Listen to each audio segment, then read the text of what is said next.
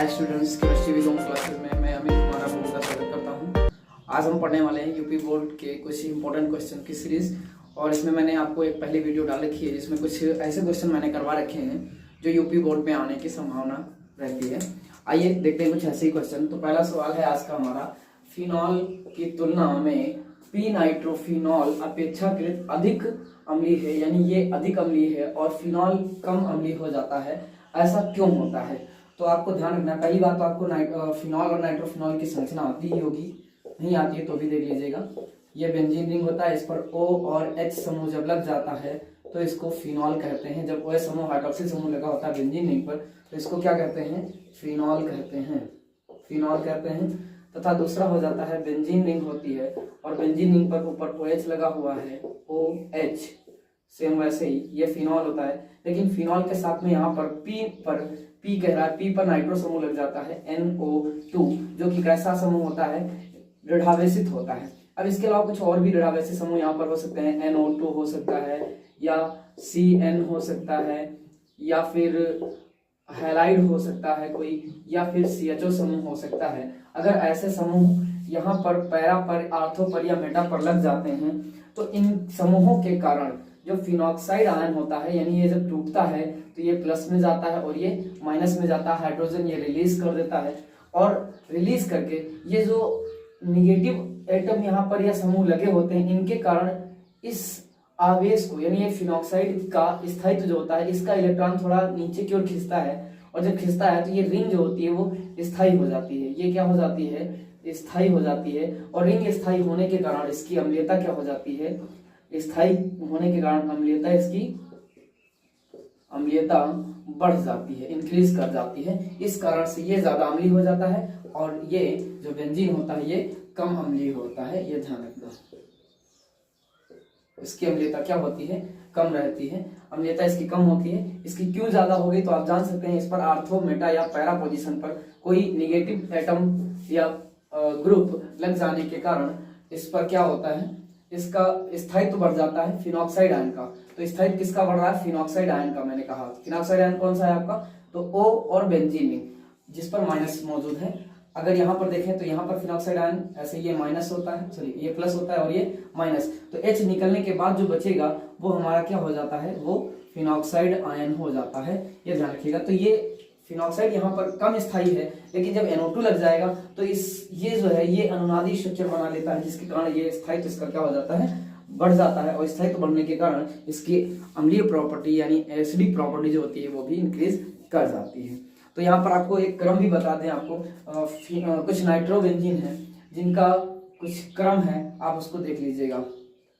तो P nitrophenol अगर हम बात करें, ये है फिनॉल, कौन सा है? तो पैरा नाइट्रोफिनॉल है, NO2, ऊपर OH लगा हुआ है। दूसरा है, यहाँ पर भी OH लगा हुआ है लेकिन यहाँ पर मेटा पर लगा हुआ, ऑर्थो पर लगा हुआ है क्या? NO2, ध्यान रखिएगा, NO2 इसको बोलेंगे नाइट्रो, कैसा? आर्थो नाइट्रो और ये पैरा नाइट्रो। और एक हो जाता है क्या?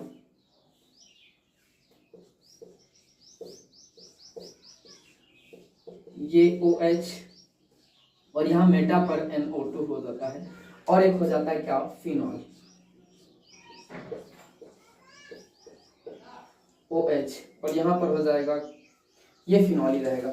अब इसमें अगर हम बात करें इनमें ज्यादा अम्लीय कौन है तो आपको पता है ये कौन सा है? ये पी नाइट्रोफिनॉल है, नाइट्रोफिनॉल,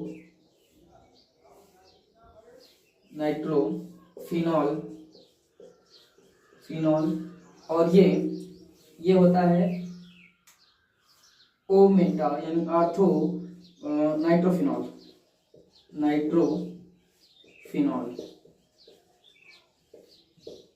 और ये हो जाता है मेटा नाइट्रोफिनॉल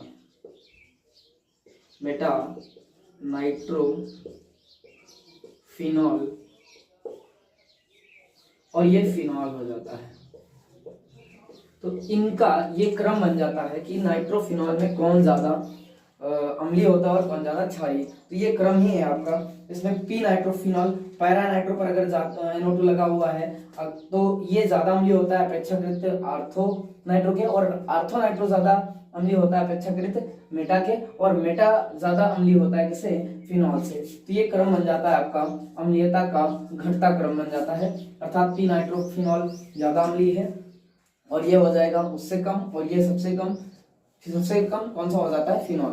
तो ये देख रहे हैं आप कि ये क्या है, अम्लीयता का घटता क्रम। कौन सा क्रम है, अम्लीय गुण का घटता क्रम, अम्लीयता का घटता क्रम। तो ये एक क्वेश्चन से आप कई जानकारियां ले सकते हैं। अगर इन पर आप ये समूह लगाना चाह रहे हैं तो इनसे भी आपके यही सेम क्वेश्चन बन जाते हैं। अब आपको यहाँ पे पता चल जाएगा कि कौन सा समूह ज्यादा इलेक्ट्रोनिगेटिव होगा और कौन सा ज्यादा अम्लीय गुण रखने वाला है। अगर आप साइनाइड लेना चाहें तो साइनाइड में भी यही प्रॉपर्टी आप देख सकते हैं, आर्थो मेटा पैरा की यही पोजीशन बनती चली जाएगी। आप नाइट्रो की जगह क्या लगा सकते हैं, साइनो हाइलो या CHO समूह लगा सकते हैं। इससे क्या होगा कि इनकी एसिडिक प्रॉपर्टी आपको स्ट्रेंथ इसी तरह से पता चल जाएगी। तो अब आते हैं नेक्स्ट क्वेश्चन पर।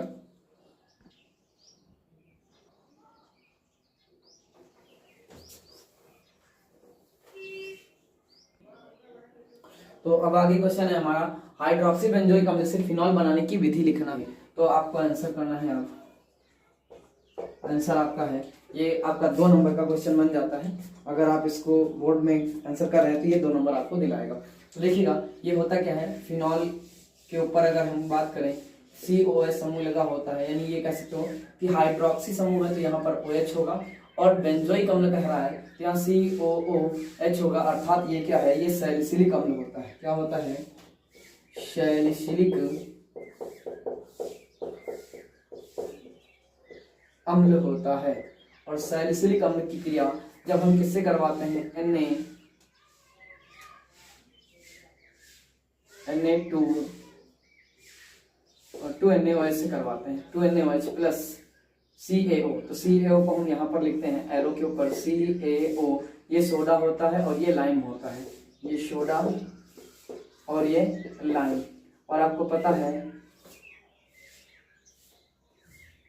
सोडा लाइम, और सोडा लाइम को जब आसवन कराते हैं तो क्या बन जाता है, आपको पता है यहाँ का एक Na जाएगा, इस H को हटाएगा और एक Na CO2 को लेकर, Na और O CO2 को लेकर क्या करेंगे, NaHCO3 बना लेंगे।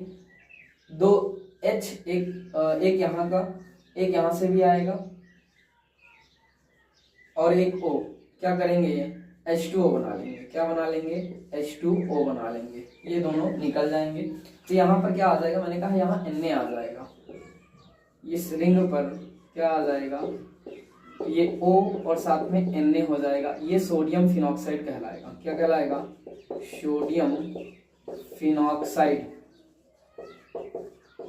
अब सोडियम फिनॉक्साइड को अम्ल से क्रिया करवा देंगे, अगर हम तनु अम्ल से अम्लीकृत कराते हैं इसको, अगर सोडियम फिनॉक्साइड को अम्लीकृत कराते हैं, वैसे ये क्रिया क्या कहलाती है, ये क्रिया यहाँ से यहाँ तक के जो होती है वो वी कार्बोक्सिलीकरण कहलाती है, वी कार्बोक्सिलीकरण। तो यहाँ पर होता क्या है, यहाँ पे कार्बोक्सिल समूह को नष्ट कर दिया जाता है, यानी यहाँ से CO2 निकाल दी जाती है, और जब CO2 निकाल देते हैं तो यहाँ H बचता है जो कि बेंजीन रिंग में जुड़ जाता है। तो आप देख सकते हैं क्या बनता है, यहाँ पे CO2 का निकल जाना, यहाँ कार्बोक्सिल समूह की CO2 का निकल जाना ही क्या कहलाता है, बी कार्बोक्सिलीकरण कहलाता है। और यहाँ सोडियम फिनॉक्साइड बन गया, यहाँ पे डालेंगे क्या, तनु HCl। अब जब HCl डालेंगे तो ये Na और ये Cl क्या करेंगे, ये प्लस में, ये माइनस में, ये प्लस में और ये माइनस में, NaCl के साथ चला जाएगा, NaCl बना लेगा और यहाँ पर H जुड़ जाएगा। तो इस रिंग पर कौन जुड़ जाएगा, यहाँ जुड़ जाएगा OH, ये बन जाता है क्या, फिनॉल। तो ये हो जाती है आपकी इस क्वेश्चन का ये आंसर हो जाता है, तो बन जाता है फिनॉल। सैलिसिलिक अम्ल से फिनॉल बनाने की एक क्रिया पूछी जाती है जो कि 2 नंबर की होती है। अब बढ़ते हैं अगले क्वेश्चन की ओर। अगला क्वेश्चन कौन सा है देखते हैं। तो क्वेश्चन दिया गया है, सैडजेफ या जैसेफ नियम को उदाहरण द्वारा समझाइए। तो आइए देखते हैं सैडजेफ या जैसेफ नियम क्या होता है। तो जैसेफ या सैडजेफ नियम जो होता है वो द्वितीयक या तृतीयक अल्कोहल के निर्जलीकरण से संबंधित है। द्वितीयक या तृतीयक अल्कोहल का निर्जलीकरण सेंजेफ नियम के अनुसार होगा। सेंजेफ नियम के अनुसार सांद्र H2SO4 कैसा कंसंट्रेटेड ब्रैकेट में 1:1 के साथ गर्म करके होगा। लेकिन इसके लिए भी अब सेंजेफ नियम के अगर अनुसार हम देखें, यहाँ कहा गया है द्वितीयक और तृतीयक एल्कोहल का निर्जलीकरण जो होता है सेंजेफ नियम के अनुसार H2SO4 यानी 1:1 यानी अल्कोहल और H2SO4 को 1:1 में लेंगे और इसको गर्म करके करेंगे। अब इसमें होता क्या है, तो आपको ये ध्यान रखना है कि जैसा या सेंजेफ नियम में द्वितीयक या तृतीयक जो अल्कोहल होते हैं उनका निर्जलीकरण कैसे करते हैं, आपको जो क्रियात्मक समूह होगा, अब एग्जाम्पल देखिएगा, पहले देखिएगा CH3 CH2 CH नीचे OH और ये CH3 ये दिख रहा है आपको क्या, ये एक एल्कोहल है। कैसा एल्कोहल है, मेथेप्रोब्यूट। ये द्वितीयक है और ब्यूटिल एल्कोहल है, द्वितीयक ब्यूटिल एल्कोहल या इसको हम आइसोब्यूटिल एल्कोहल भी कह सकते हैं। क्या कह सकते हैं, आइसोब्यूटिल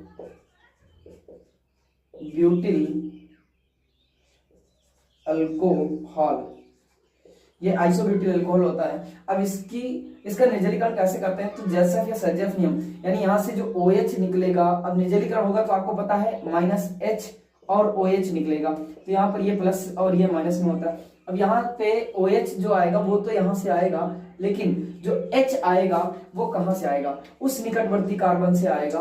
ध्यान रखिएगा, सेंजेफ नियम कहता है कि OH समूह के साथ जो जल बनने के लिए H+ आएगा, वो H+ क्रियात्मक समूह के कार्बन के उस कार्बन से निकटवर्ती उस कार्बन से आएगा जहां पर हाइड्रोजनों की संख्या क्या होती है, कम होती है।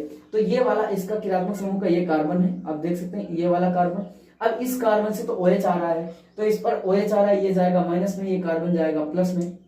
अब हाइड्रोजन निकलेगा तो हाइड्रोजन प्लस में टूटेगा तो दूसरा कार्बन माइनस में होना चाहिए। अब माइनस में होने के लिए वो बॉन्ड बनाएगा, ये प्लस वाला माइनस वाले से बॉन्ड बनाएगा, तो माइनस कौन सा होगा, ये हाइड्रोजन देगा या ये देगा। तो ये सेंजेफ नियम कहता है कि OH समूह के साथ H+ उस कार्बन से आएगा जहां पर हाइड्रोजन की संख्या क्या होती है, न्यूनतम होती है। तो यहाँ पर आपको दिख रहा है 3 हाइड्रोजन होते हैं और ये जनरली बीटा हाइड्रोजन होते हैं। कैसे होते हैं, बीटा हाइड्रोजन होते हैं, बीटा हाइड्रोजन कह सकते हैं इनको।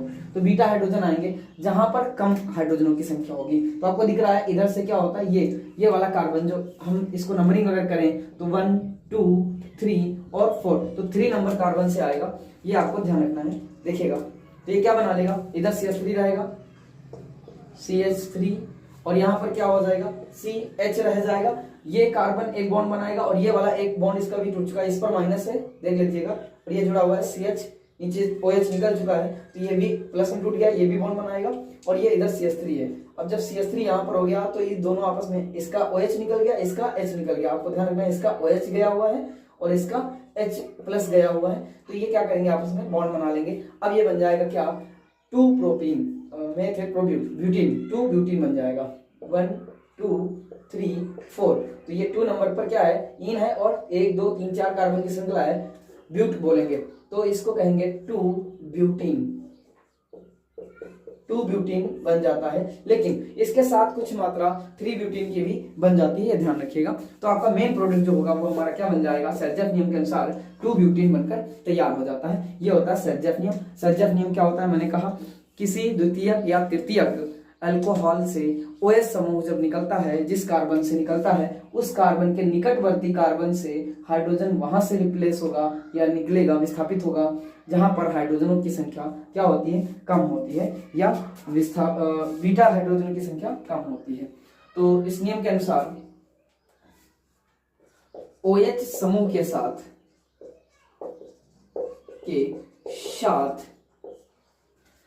H+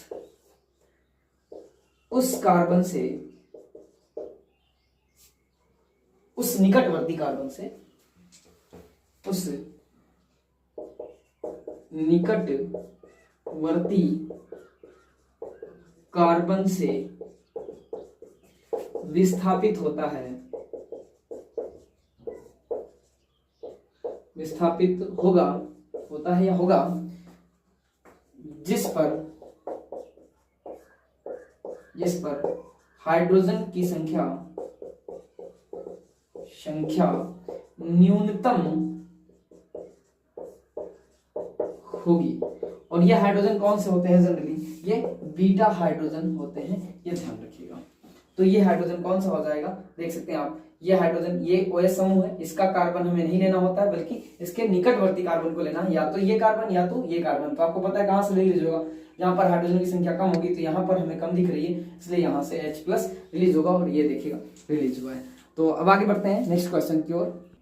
अगला क्वेश्चन हमारा हो जाएगा डाईएथिल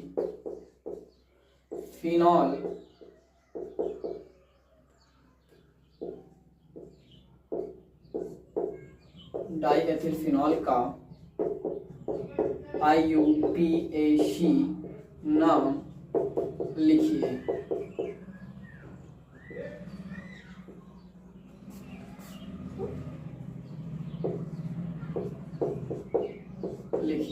तो इसका डाईएथिल फिनॉल क्या होता है? डाईएथिल आपको पता है, 2 एथिल होंगे और किस पर होंगे? फिनॉल पर होंगे। तो ये पहले फिनॉल की संरचना हम बना लेते हैं। OH होगा यहाँ पर, और यहाँ पर लगाएंगे क्या?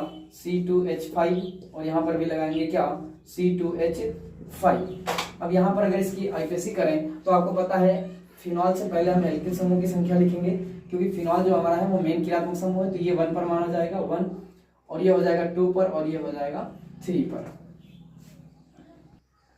तो ये हो जाएगा 2,3, 2 पर एथिल लगा हुआ है और 3 पर भी एथिल लगा हुआ है, तो 2,3 डाई एथिल। और कहां पर लगा हुआ है? तो आपको पता है ये बेंजीन के ऊपर लगा हुआ है, हाइड्रोक्सी समूह। तो आप ऐसे भी बोल सकते हैं 1 हाइड्रोक्सी बेंजीन, या फिनॉल सीधे बोल सकते हैं। तो इसको हम लिख रहे हैं क्या? फिनॉल। फिनॉल हो जाएगा, ये आपको ध्यान रखिएगा। ये IUPAC हो जाएगी किसकी? तो डाईएथिल फिनॉल की।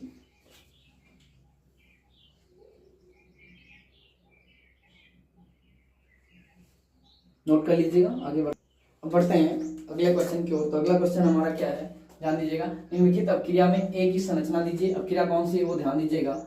यहाँ पर बेंजीन लिया गया है और बेंजीन के ऊपर लगाया गया है क्या? OH, और साथ में इधर लगा हुआ है NO2, और इधर पैरा पर लगा हुआ है क्या? पैरा पर लगा हुआ है NH2, एमीन समूह लगा हुआ है। अब यहाँ पर क्रिया दी गई है, और यहाँ पर फर्स्ट रिएक्शन में कहा गया है कि इसमें डालिए NaNO2 plus HCl plus temperature आपको देना है 273 से 278 डिग्री 78 केल्विन टेम्परेचर देना है आपको। और दूसरे स्टेप में क्या करना है आपको?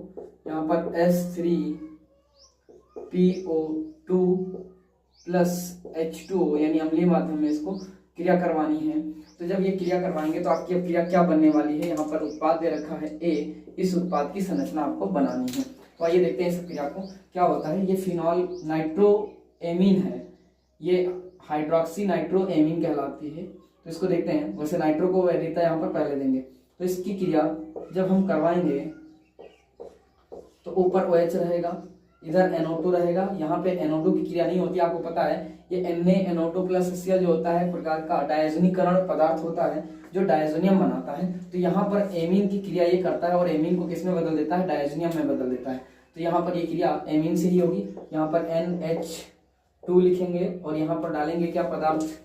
कौन सा पदार्थ डालेंगे? तो यही आपको डाल देना है NaNO2 plus HCl, NaNO2 plus HCl किसके साथ? तो 273 से 278 केल्विन पर हमको इसको ऐड करना है और गर्म करना है। तो क्या बनेगा? ये बदल जाएगा किसमें? N2Cl में बदल जाएगा। ये बेंजीन रिंग, इस पर ऊपर OH ही रहेगा, यहाँ NO2 रहेगा, जो जैसा था वैसा ही रहेगा। ये वाला क्रियात्मक समूह बदल जाएगा, इसका हो जाएगा डायजोनीकरण। ये हो जाएगा N, ऐसे लिखिएगा, N double bond N bond Cl, तो ये डायजोनीकरण हो जाएगा इसका। अब डायजोनीकरण हो जाता है तो इसमें क्या डालते हैं हम, यहाँ पर डालेंगे H3PO2 प्लस H2O। जब अम्लीय माध्यम में डालते हैं तो आपको पता है N2 निकल जाएगा, यहाँ से क्या निकलेगा, N2 निकल जाएगा, H जाएगा यहाँ, सॉरी ये Cl जाएगा इस H के साथ, O बचेगा, O जाएगा PO2 के साथ और एक H यहाँ पर जुड़ जाएगा। तो ये बन जाएगा क्या, यहाँ पर OH ही रहेगा मैंने कहा, और यहाँ पर नाइट्रो कहाँ पर है, तो आपको पता है ये 1, सॉरी ये 1 गिना जाएगा। नाइट्रो को हम प्रायिकता ज्यादा देंगे तो नाइट्रो हाइड्रोक्सी हो जाएगा, नाइट्रो हाइड्रोक्सी बेंजीन या हाइड्रोक्सी नाइट्रो बेंजीन कह सकते हैं।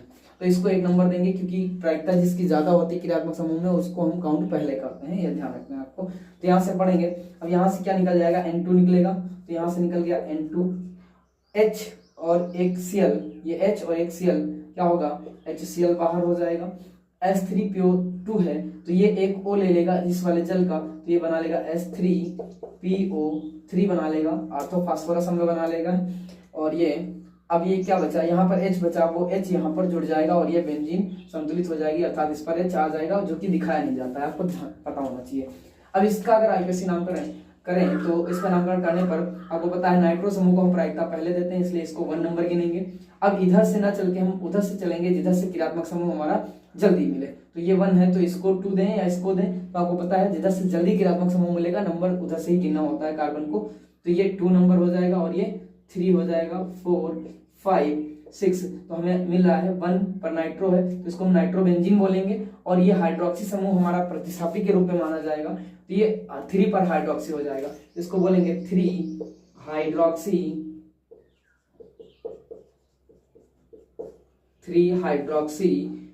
नाइट्रोबेंजीन,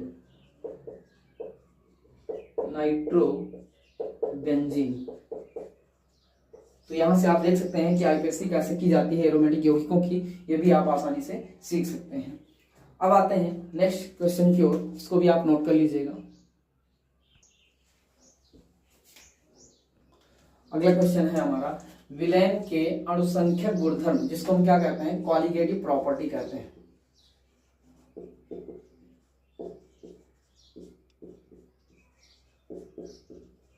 क्वालिटेटिव प्रॉपर्टीज क्या होती हैं उसे बताना है और इसको एग्जांपल द्वारा समझाना है।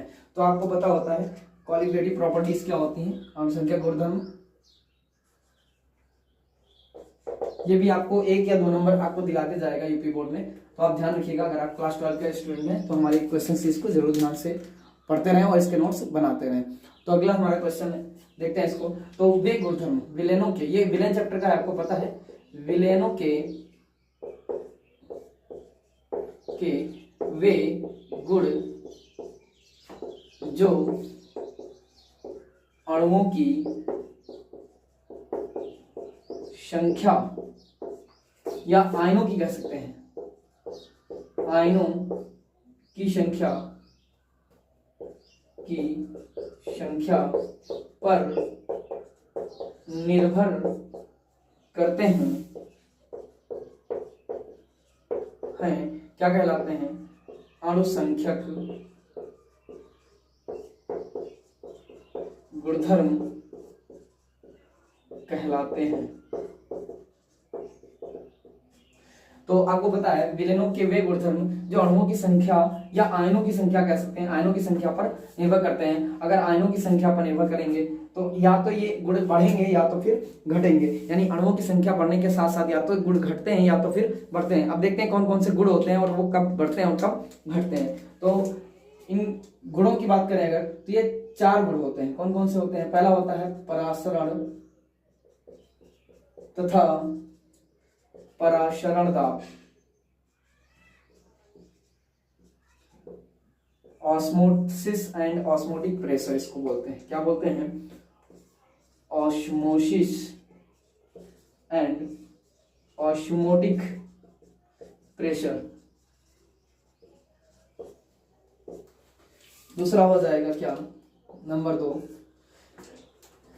वाष्प दाब का अवनमन, वाष्प दाब का अवनमन, इसको कहते हैं लोअरिंग ऑफ वेपर प्रेशर।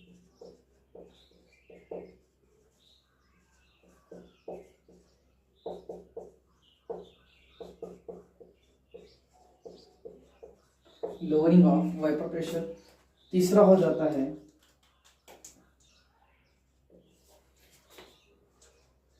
क्वथनांक का उन्नयन, इसको बोलेंगे elevation of boiling point, point ही रखिएगा। और चौथा हो जाता है क्या, हिमांक का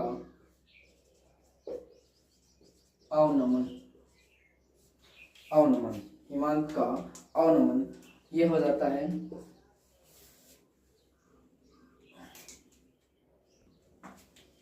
depression of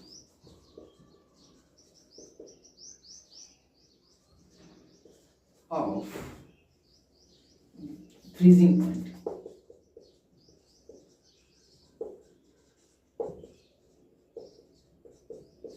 depression of freezing point. तो ये 4 गुणधर्म होते हैं, परासरण दाब और परासरण, वाष्प दाब का अवनमन, क्वथनांक का उन्नयन और हिमांक का अवनमन। ये सारे गुण जो होते हैं अल्पसंख्यक गुणधर्म होते हैं और ये निर्भर करते हैं किस पर, वांट हाफ गुणांक आई पर निर्भर करते हैं। क्या होता है, वांट हाफ गुणांक। अब जितना ज्यादा वांट हाफ गुणांक बढ़ेगा उतना ज्यादा इनके गुण, अब इनमें कौन कौन से गुण बढ़ते हैं, वांट हाफ गुणांक के प्रोपोर्शनल होते हैं। अब कौन सा प्रोपोर्शनल होगा और कौन सा एंटी प्रोपोर्शनल होगा। अगर परासरण दाब की बात करें तो ये परासरण दाब हमेशा क्या होता है, वांट हाफ गुणांक बढ़ने के साथ साथ ये क्या होता है, बढ़ता है। परासरण दाब हमेशा बढ़ेगा और वाष्प दाब हमेशा, क्योंकि अवनमन लिखा हुआ है, ये हमेशा क्या होगा, घटेगा। क्वथनांक भी उन्नयन लिखा हुआ है, उन्नयन का मतलब होता है बढ़ना, इसलिए ये क्वथनांक का उन्नयन होगा, अर्थात क्वथनांक बढ़ेगा जब वांट हाफ गुणांक बढ़ेंगे। और हिमांक का क्या होता है, अवनमन होता है, ये भी घटता है। अब ये कब होता है, जब विलयन में कोई अवाष्पशील विलेय पदार्थ घोलते हैं तो उसमें क्या होता है, उसके वाष्प दाब में कमी आती है, जिसके फलस्वरूप वाष्प दाब कम होगा तो परासरण दाब बढ़ेगा, क्वथनांक बढ़ेगा और हिमांक कम हो जाता है, वाष्प दाब तो घट ही जाता है, यह तो आपको पता है। तो किसी विलायक में अवाष्पशील अविलेय पदार्थ की अशुद्धियां डालने पर उसके वाष्प दाब में कमी आती है, जिसके परिणाम स्वरूप परासरण तथा परासरण दाब में वृद्धि होती है, वाष्प दाब घट जाता है, क्वथनांक का उन्नयन हो जाता है, क्वथनांक जितना होगा उससे और ज्यादा हो जाएगा, हिमांक जितना होगा उससे और कम हो जाता है। तो इस प्रकार आप देख सकते हैं कि ये क्या होते हैं, ये वांट हाफ गुणांक पर निर्भर करने वाले सारे गुण होते हैं, जो क्या कहलाते हैं, अनुसंख्यक गुणधर्म कहलाते हैं, क्वालिटेटिव प्रॉपर्टी। अब बात आती है वांट हाफ गुणांक। तो वांट हाफ गुणांक क्या होता है, इसको अगर हम बात करें, वांट हाफ गुणांक आई बराबर होता है वियोजित अणुओं की संख्या, वियोजित या संगुणित, वियोजित या संगुणित अणुओं या आयनों की संख्या, अणुओं की संख्या बटे अवियोजित, यानी वियोजन से पूर्व कह सकते हो, वियोजित, ये उपरांत की बात होती है, ये वियोजन या संगुणन के उपरांत अणुओं की संख्या देखी जाती है, और ये वियोजित, वियोजन कह लेंगे, वियोजन तथा नहीं, अथवा लिख देते हैं या लिख देते हैं, वियोजन या संगुणन से पूर्व अणुओं की संख्या,